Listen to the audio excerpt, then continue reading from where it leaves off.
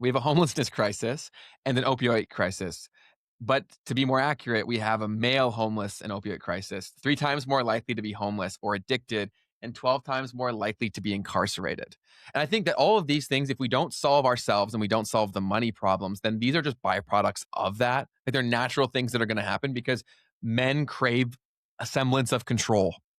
And when they used to have these alleys in which they had some sort of control over their destiny or their life and they're being taken away, they're going to go manufacture it through violence. They're going to manufacture it through self-destruction, and it gets really bad really quickly. And it's obviously anecdotal, but when I walk around Toronto, these numbers seem very accurate. The majority of the homeless people that I see are men. Obviously, I do see some that are women, but the vast majority, I would say, are men. And that also makes sense to me. There's also a thing too where the market will lie to a pretty woman, right? Like the market won't lie to a man. If you're not productive, you're just not productive. And so there's only one criteria of success. I know some beautiful women that are shitty people that live a good life just strictly because of that. I don't know that many beautiful men that are living a great life just because they're beautiful. That one guy who does all the mogging shit or whatever, he beats his face. That might be the one exception, but he's a crazy person. Like he's wild for that. And then also now all these guys are like, okay, it also from a social standpoint here is that people have seen, okay, everything's in a visual world now where looks maxing and making the most money is the most important things. Like no one's really concerned with their character. They're strictly concerned with how much face maxing can I do and how much money can I acquire, which is which is so super backwards. crazy. Yes. Yeah, because it's like if you focus in on your character, you'll probably be able to Get those. figure the rest of your life out. Yes. It's so backwards. It's insane. But have you seen like in Tennessee or Nashville or even in Bangkok, did you see much homelessness? um, Nashville definitely has a homelessness issue. Miami was intense there. I guess any real metropolitan, you're going to see it. Um, One of the things that I realized about Bangkok, this was super interesting. Someone pointed it out. When you see homeless people there versus in somewhere like the United States, and I think Canada has some of these issues as well, is that when you see these people in North America, there's usually substances involved, Almost always. almost always substances involved. Whereas over there, I think you still see it, but it's not like the common denominator, you know? Um, so a couple things on that. Right now in the US, we just declared fentanyl a weapon of mass destruction. It just happened a couple of days ago. And the reason for this is because fentanyl is actually now the leading cause of death for, I think it's all young adults between like something like the 20s to 40s range, something like that. Wow. And that, by the way, it does become an economic problem. So the reason that the US is calling this a weapon of mass destruction, twofold. One, because the fentanyl is not necessarily coming from the United States. There's an entire pipeline for how this is actually being shipped into the US. And I actually had my family tell me about how the US might have actually done this to China in the past as well through opiates. But anyways, um, the chemicals that are needed to create fentanyl are actually manufactured in China. And then they're shipped over to Mexico, essentially. In Mexico, they then refine this stuff and turn it into actual fentanyl. And then they basically distribute that throughout the United States and up and above. And so this is like an entire uh, supply chain, right? That has been built that is essentially tearing America apart from the inside out, where the most productive people in society are actually basically being turned into, well, they're being murdered essentially through this substance. And now there's that side of it. But then, Ben, you and I, the thing that we always talk about is maybe how the screens, right, are actually pushing people towards those things in the first place. So you've got the actual physical supply chain of the thing that will do the job, right? The weapon itself. Okay. But then you've got the other side, the psychological impact of what's happening on the screens. TikTok, they're trying to get rid of TikTok, right? And trying to get it's actually very interesting. I never really fully thought about this out loud until now. But ban TikTok because it's the Chinese algorithm. China's got the physical Belt and Road, right, or whatever I lost into the US. But then they've also got the mental side of, well, these people are on TikTok and we're serving them what it is that's going to make them actually go take the thing or that's going to make them actually go and use the weapon on themselves. So, anyways, that's an interesting thought to think about as well. We've got two of those forces, and to fully round that up, when you gut out the most productive people in your society, well, your economy is not going to do as well because you've got fewer people working, fewer people spending, and fewer people that are earning and paying taxes on what they're producing for the economy. So that's kind of how some of this stuff can also tie back into economics, um, and how potentially there's a little bit of a war that's happening and why the U.S. has actually called this a weapon of mass destruction. dude, well, you think about the path, right, of access to these things on your screen. You go to social media, you're told that you're a loser, right? Then gambling becomes a massive thing, and then you're said like, okay, you can jump to not being a loser if you just start gambling. It's fun, it's a good escape, it's everywhere, it's obviously okay, and then inevitably you're going to lose. So then you now are a loser with a loser. I'm saying in air quotes, like people think this in their own head, and now you have absolutely no money. I totally see why people turn to what they think is the only option, and then they go to drugs, right? And then that creates a spiral down where it's really hard to get out once you get into that because it just becomes this like self fulfilling thing. And then also, it only like everything piles upon shit here, right? Because then the whole dating crisis, too, where people really aren't dating, you also can't really blame women for having the thoughts and opinions that they do when they go online and read the comments from men, right? Like, it's pretty hard to say, like, and they obviously women and men we both say crazy shit, but it it usually comes from a place of validity, right? Like I think that there's some semblance of truth to the impact that's been had negatively on both sides for men and women in the dating market.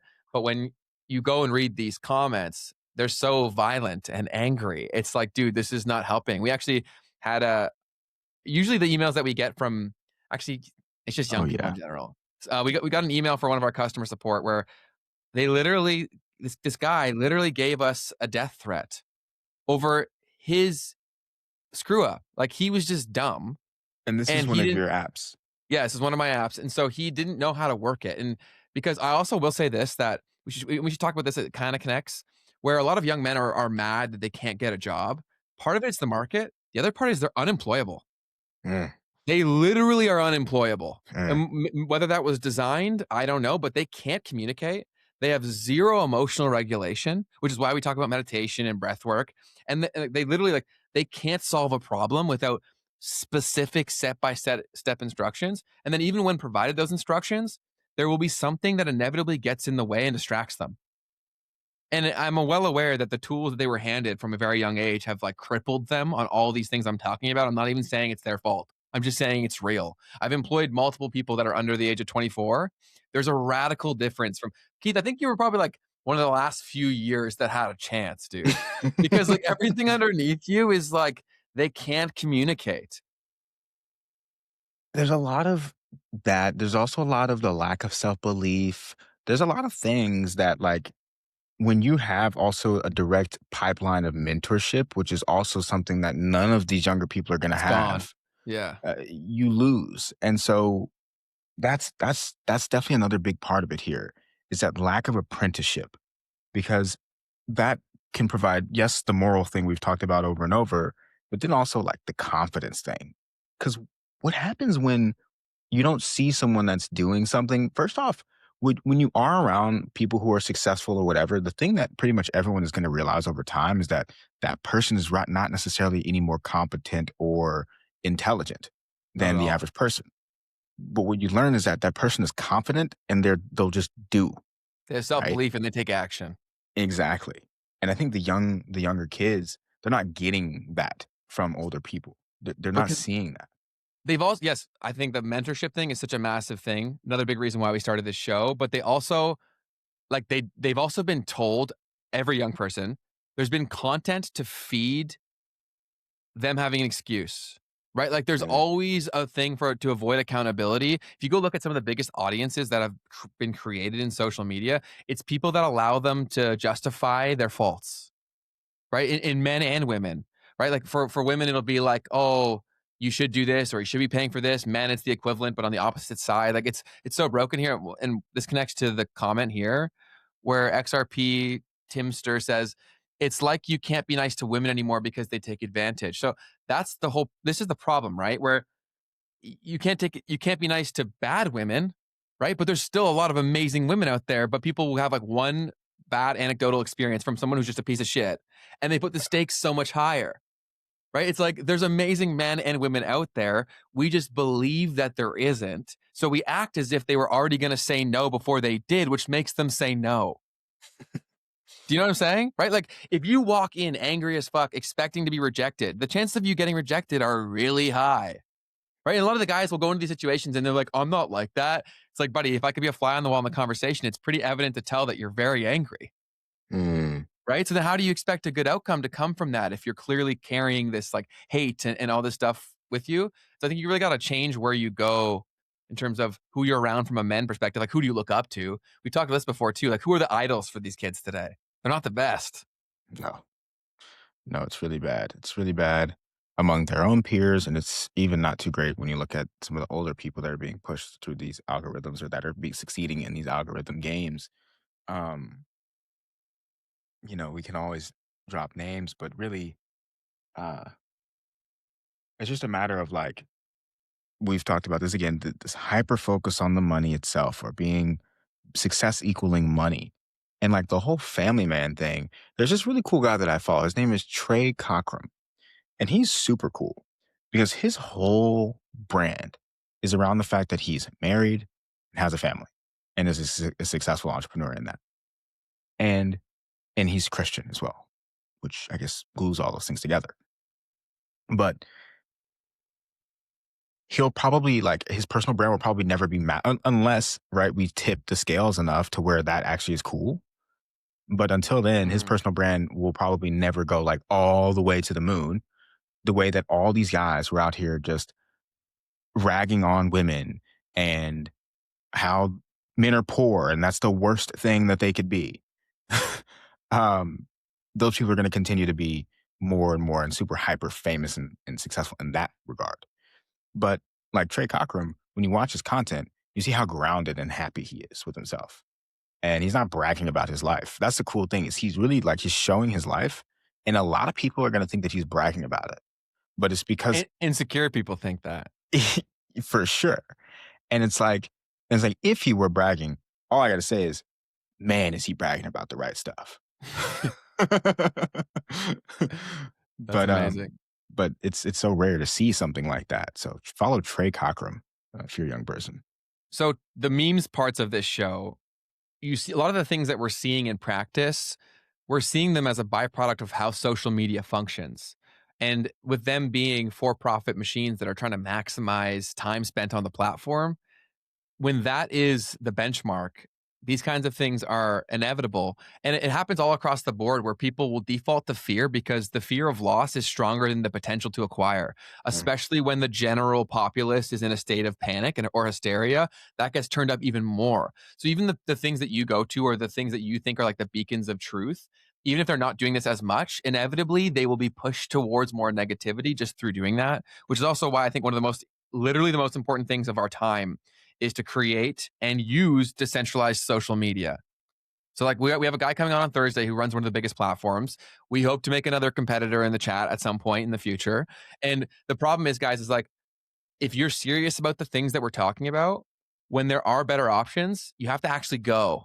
Because until the eyeballs go, none of these things can change because there's just too much leverage and too much power in the hands of YouTube, TikTok, etc. And it's hard to get people to switch up behavior.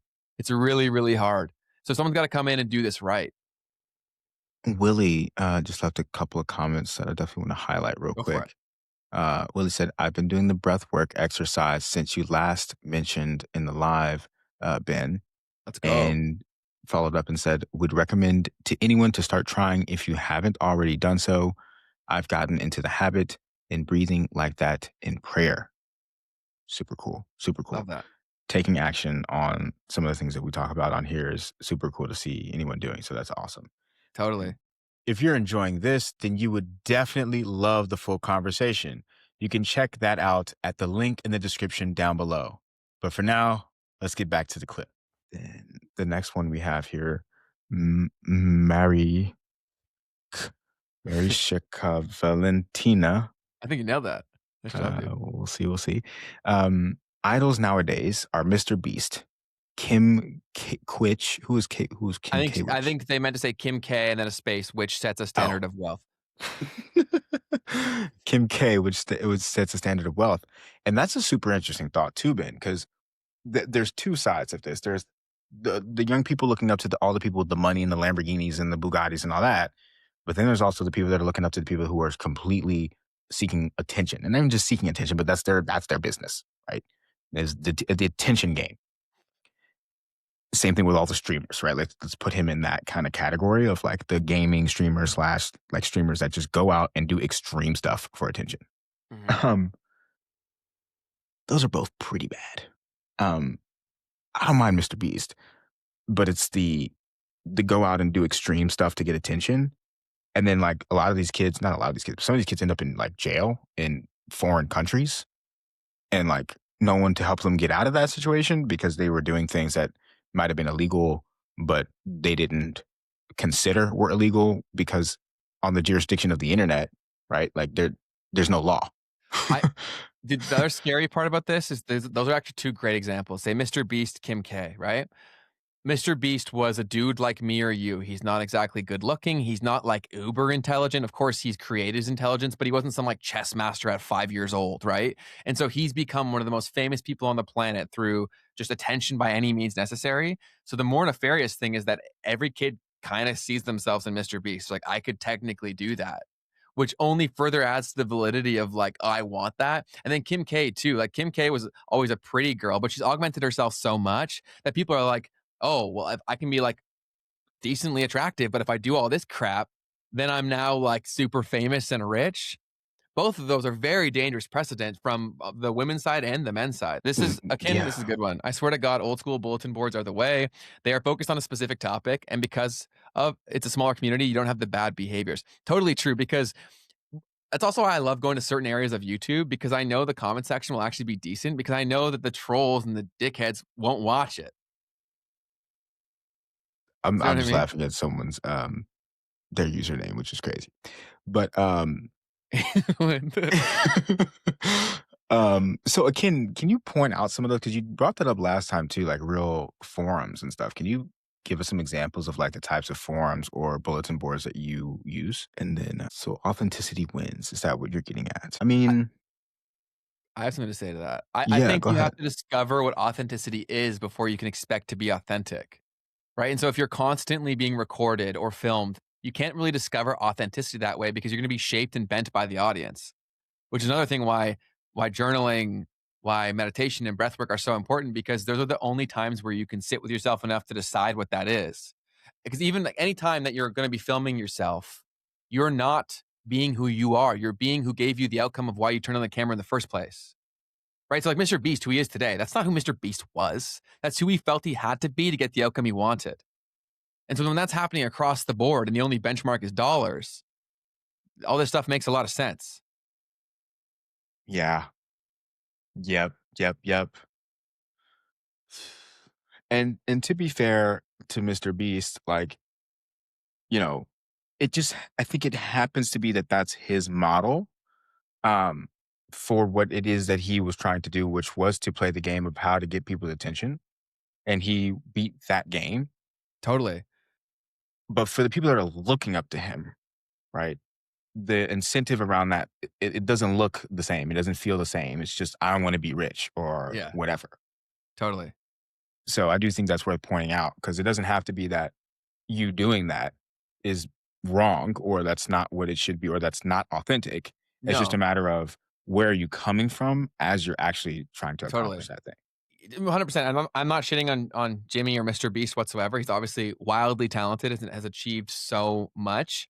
I just more so mean that any kid who started as young as he did wouldn't really have an opportunity to find themselves. Like, think about how like, I was such an idiot at 21 or whatever, like, he became so famous so young and so big, so influential. Like, that must be so stressful to have that kind of weight because now he's tied into so many big businesses that's also big consequences if you were to fail, right? So, the things that he's dealing with are pretty insane. And I think most people think they want Mr. Beast's life, and they really would not at all.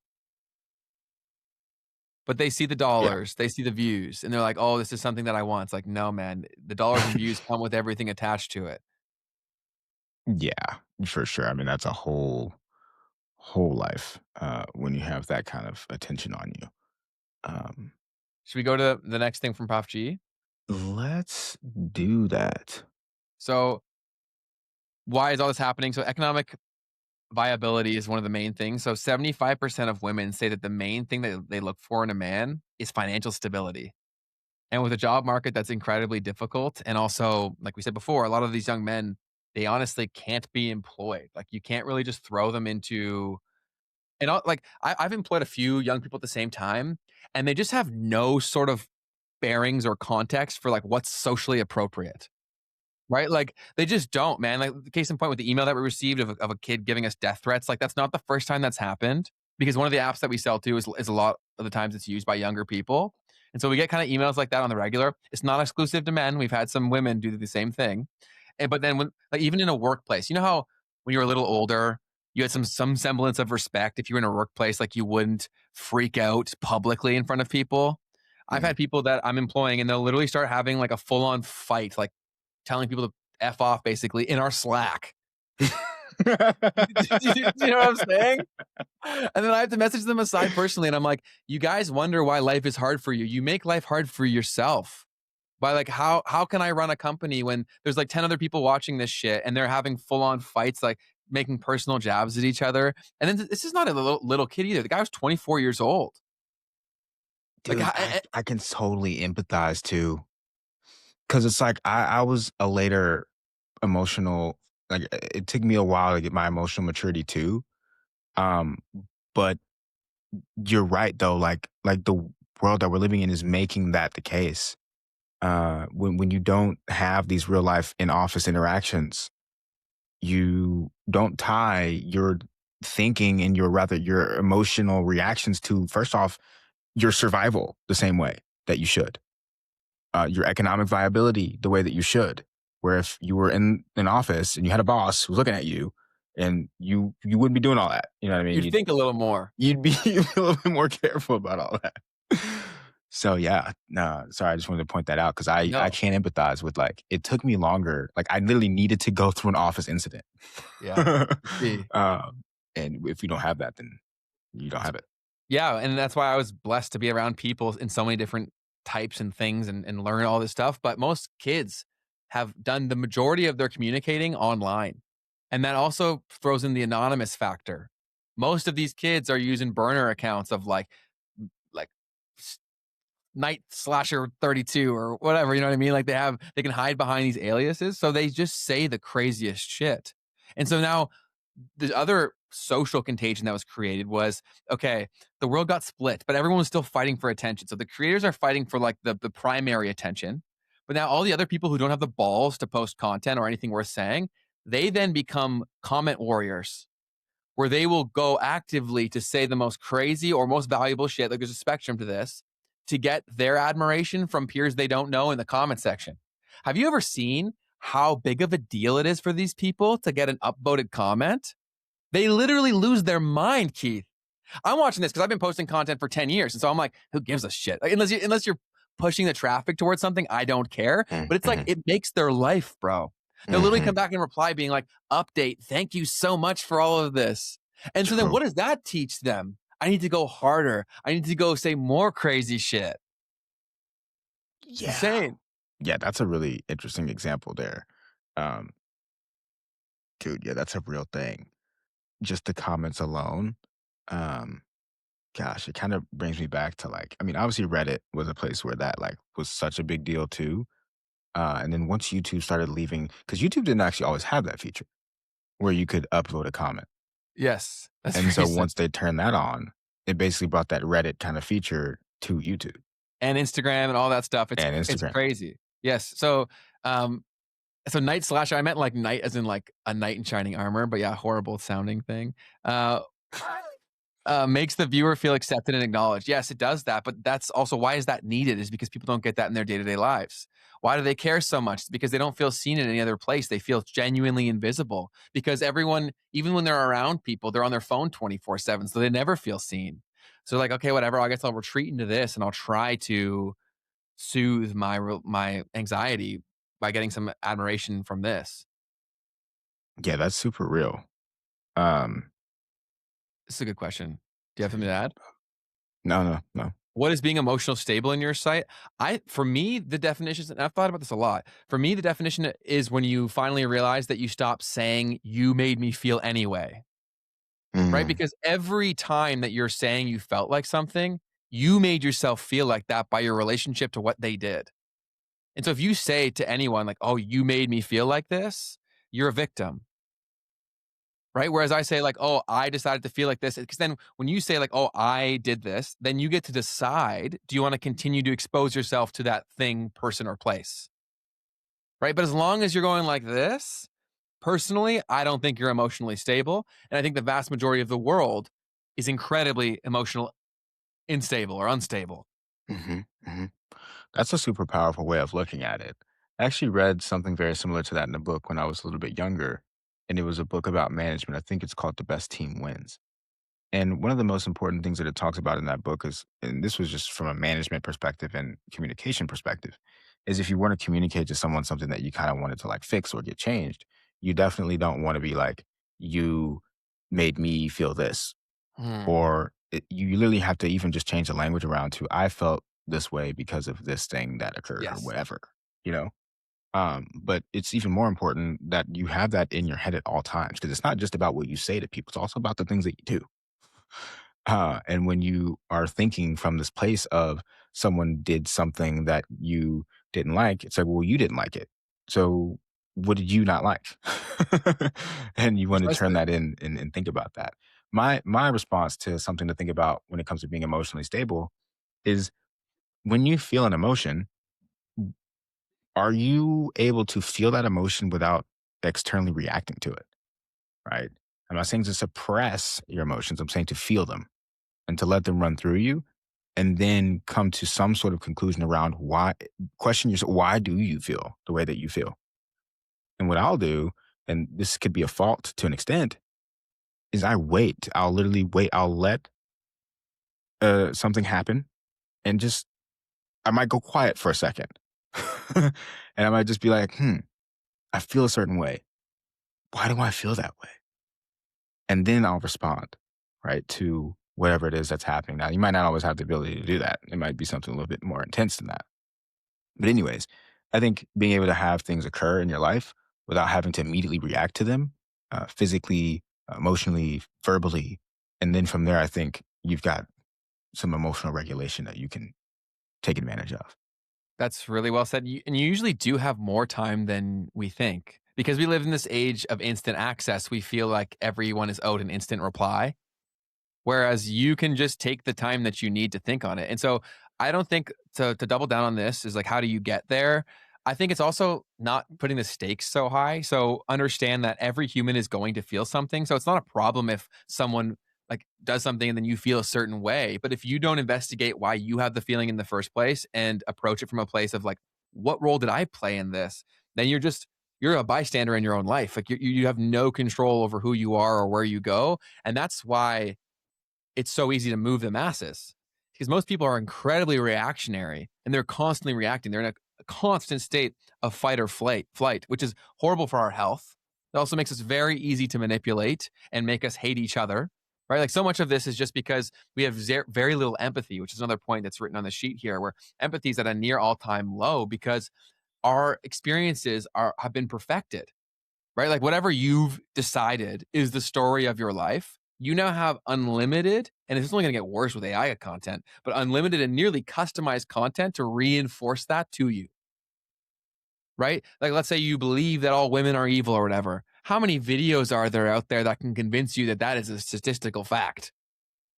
Endless, right? So these guys who are getting super angry are coming with all these facts that are like cherry picked from bullshit. And they're like, see, like every woman sucks. It's like, does it suck? Your mom's probably pretty great, right? Your sister's probably pretty cool. You don't think that every family has a cool sister or a, right? Like this is bullshit. But because you can go there and it feels good to like indulge yourself in your own insecurities or reasons why you can't, excuses, there's unlimited supply and it does not do good things for your brain. Hey, you made it to the end of the clip. That means you're probably enjoying this. And if so, just know that you can catch us live every Tuesday and Thursday at 12 p.m. Eastern. And if you want to see the full version of this episode, you can click the link in the description down below. Otherwise, YouTube thinks that you will enjoy this next.